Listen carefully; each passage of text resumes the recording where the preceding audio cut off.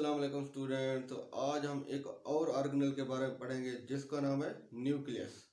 तो न्यूक्लियस को सबसे पहले जिस साइंसदान ने डिस्कवर किया उसका नाम था रॉबर्ट ब्राउन।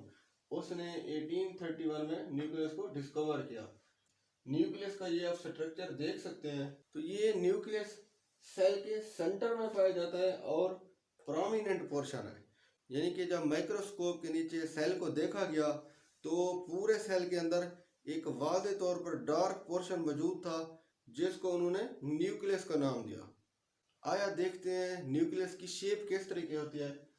अगर इसकी शेप की हम बात करें तो ये स्फेरिकल भी मिलता है और कभी कभी इरेगुलर शेप में भी दिखाई देता है। इसकी शेप कोई फिक्स नहीं होती। देखते हैं जी प्लांट सेल में ये कहाँ पर पाया जाता है और एनिमल सेल में इसकी लोकेशन कहाँ होती है। एनिमल सेल में आप देख रहे हैं कि सेल के सेंटर में मौजूद है, जबकि प्लांट सेल में अगर देखें तो ये सेल के पेरिफेरल रीजन में मौजूद है, यानी कि किनारे पर मौजूद है। अब प्लांट सेल में ये वन साइड पर न्यूक्लियस क्यों मौजूद है, इसकी क्या वजह है? इसकी जो मेन वजह है वो ये है कि सेंटर में एक बड़ा वैक्यूल है, तो वैक्यूल ने इसको पुश किया हुआ है, तो प्लांट सेल में ये वन साइड पर मौजूद है। अब हम ये देखेंगे कि किस सेल में कितने न्यूक्लियस होते हैं और वो सेल हमारी बॉडी में कहाँ मौजूद है। हमारी बॉडी में कुछ मोनोन्यूक्लिएट सेल होते हैं, कुछ बायोन्यूक्लिएट होते हैं और इसी तरह मल्टी न्यूक्लिएट सेल भी पाए जाते हैं। अब देखें मोनोन्यूक्लिएट सेल कौन से होते हैं। मोनो का मतलब होता है एक, यानी कि ऐसे सेल जिनमें एक न्यूक्लियस पाया जाए उनको हम मोनोन्यूक्लिएट कहते हैं। तो ऐसे सेल कहाँ पाए जाते हैं जिनमें एक न्यूक्लियस हो, यानी कि जो हड्डियों में सेल पाए जाते हैं, बोन में सेल पाए जाते हैं, तो उनको ऑस्टियोब्लास्ट सेल कहते हैं और उनमें एक न्यूक्लियस होता है, यानी कि वो मोनोन्यूक्लिएट कहलाते हैं। इसी तरह बाई न्यूक्लिएट सेल कहाँ पर पाए जाते हैं। बाई का मतलब होता है दो, यानी कि ऐसे सेल जिनमें दो न्यूक्लियस मौजूद हों तो वो हमारी बॉडी में कहाँ मौजूद होते हैं। तो बाई न्यूक्लिएट सेल लीवर में मौजूद होते हैं या फिर फंजाई में मौजूद होते हैं। लीवर के अंदर ऐसे सेल होते हैं जिनमें दो न्यूक्लियस पाए जाते हैं, और अगर फंजाई के सेल को देखा जाए तो उसके अंदर भी दो न्यूक्लियस पाए जाते हैं, यानी कि बाई न्यूक्लिएट सेल होते हैं वो। अब मल्टी न्यूक्लिएट सेल कहाँ होते हैं, यानी कि जिनमें बहुत सारे न्यूक्लियस पाए जाए। अगर हम इसकी एग्जांपल लें तो स्केलेटल मसल जो होते हैं, यानी कि हड्डियों के साथ जो मसल जुड़े होते हैं, उनमें बहुत सारे न्यूक्लियस होते हैं, उनको हम मल्टी न्यूक्लिएट कहते हैं। अब हम देखते हैं कि न्यूक्लियस किस टाइम विजिबल होता है और किस टाइम विजिबल नहीं होता। न्यूक्लियस विजिबल उस टाइम होगा जब सेल नॉन डिवाइडिंग स्टेज पे होगा, यानी कि जब सेल तकसीम नहीं हो रहा होगा, सेल रेस्ट की हालत में होगा, तब हम उस टाइम न्यूक्लियस को वाज़े तौर पर देख सकते हैं, यानी कि नॉन डिवाइडिंग स्टेज पे। यानी कि जिस टाइम सेल तकसीम नहीं हो रहा होता तो न्यूक्लियस के अंदर जो जेनेटिक मटेरियल होता है उस टाइम उसको क्रोमैटिन कहते हैं। तो क्रोमैटिन ये अब देख रहे हैं ये उलझी हुई फॉर्म में मौजूद है, कोई वाज़े क्लियर शक्ल इसकी नहीं है।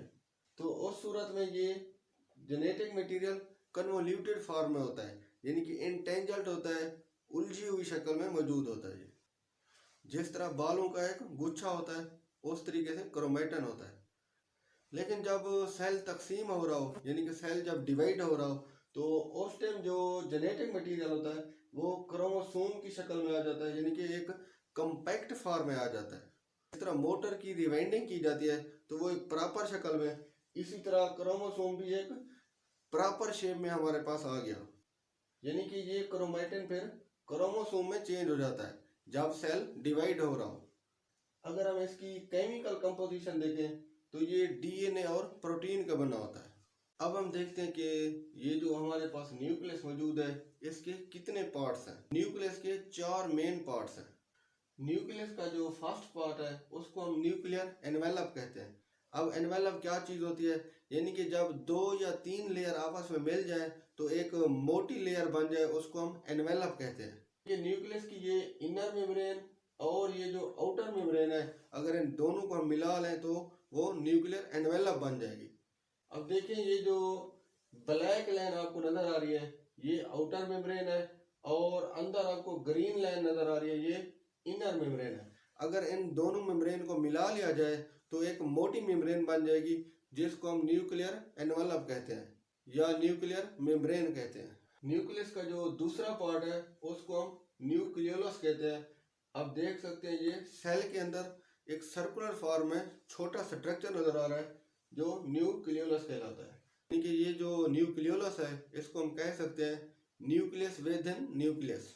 इसी तरह न्यूक्लियस का जो थर्ड पोर्शन है वो क्रोमोसोम है और फोर्थ पोर्शन इसका न्यूक्लियोप्लाज्म कहलाता है। अब देखते हैं क्रोमोसोम का स्ट्रक्चर किस तरह होता है। अब देख रहे हैं कि इसके जो दो आर्म ऊपर वाले हैं वो शॉर्ट आर्म है और इसी तरह जो नीचे वाले दो आर्म है वो लॉन्ग है। इसी तरह यहाँ पर कैनेटोकोर प्रोटीन मौजूद है। अगर ये प्रोटीन ना होती तो ये आर्म यानी कि ये बाजू अलहदा हो जाते।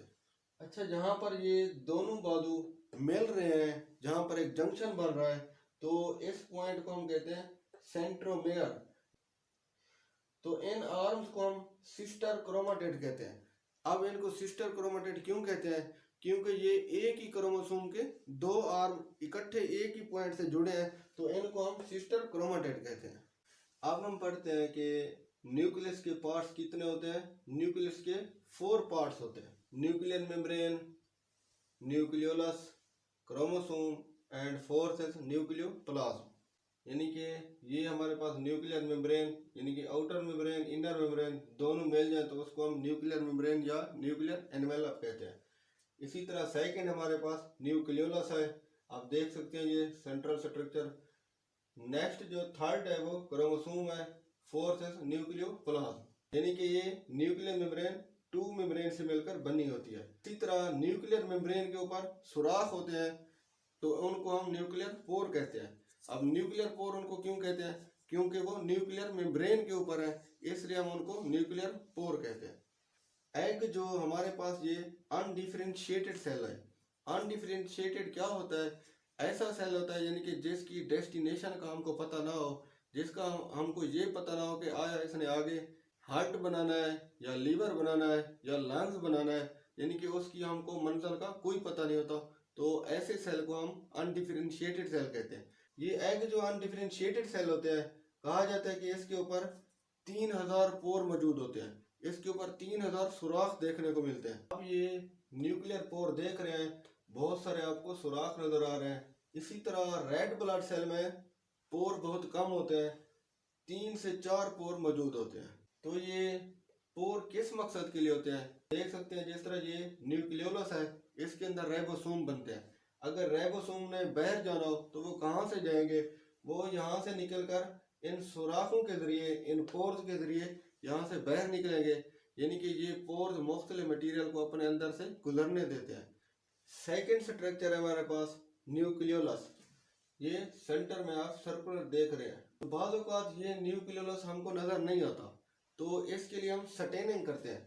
स्टेनिंग मतलब रंग डालते हैं, कोई कलर वगैरह डालते हैं, तब ये हमको पोर्शन नजर आता है। इसी तरह ये नॉन मेम्ब्रेनस होता है, यानी कि इसके इर्द गिर्द कोई मेम्ब्रेन नहीं होती, ये विदाउट मेम्ब्रेन होता है।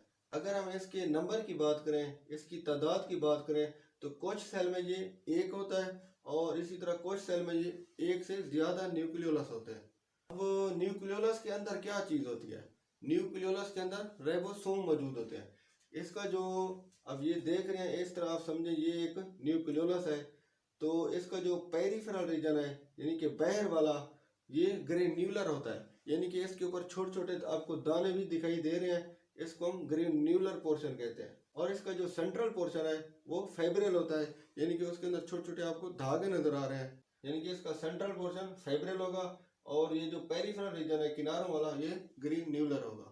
Third portion is chromosomes. Chromosome ये थ्रेड लाइक स्ट्रक्चर होते हैं, धागे की तरह साख्तें होती हैं। अगर हम इनकी केमिकल कंपोजिशन देखें, क्रोमोसोम किस चीज़ के बने होते हैं, तो ये डीएनए एंड प्रोटीन के बने होते हैं। डीएनए से मुराद डीऑक्सी राइबो न्यूक्लिक एसिड। अब मुख्तलिफ जानदारों में क्रोमोसोम की तादाद मुख्तलिफ होती है। इंसान में क्रोमोसोम की तादाद 46, फराग में 26, चिंपैंजी में 48, फ्रूट फ्लाई में 8। देखें जो हमारी बॉडी के सेल होते हैं जिनको हम सोमैटिक सेल कहते हैं, तो उनमें 2n क्रोमोसोम होते हैं, यानी कि उसमें 46 क्रोमोसोम होते हैं। लेकिन जो सेक्स सेल होते हैं यानी कि जर्म सेल होते हैं तो उनमें क्रोमोसोम की तादाद हाफ होती है, सिंगल एन उसको कहते हैं, यानी कि नंबर ऑफ क्रोमोसोम 23 होते हैं उसमें। असल में इसमें होता क्या है कि जो सेक्स सेल होते हैं मदर से 23 आते हैं और फादर से 23 आते हैं, तब जाकर ये 46 बनते हैं। न्यूक्लियस का जो लास्ट पोर्शन है वो है न्यूक्लियोप्लाज्म। तो ये एक तरह का फ्लूइड होता है, आप देख सकते हैं ये इसके अंदर ये फ्लूइड पोर्शन मौजूद है जिसको हम न्यूक्लियोप्लाज्म कहते हैं। प्लाज्म का मतलब होता है फ्लूइड, न्यूक्लियस यानी कि न्यूक्लियस के अंदर जो फ्लूइड मौजूद है वो न्यूक्लियोप्लाज्म कहलाएगा।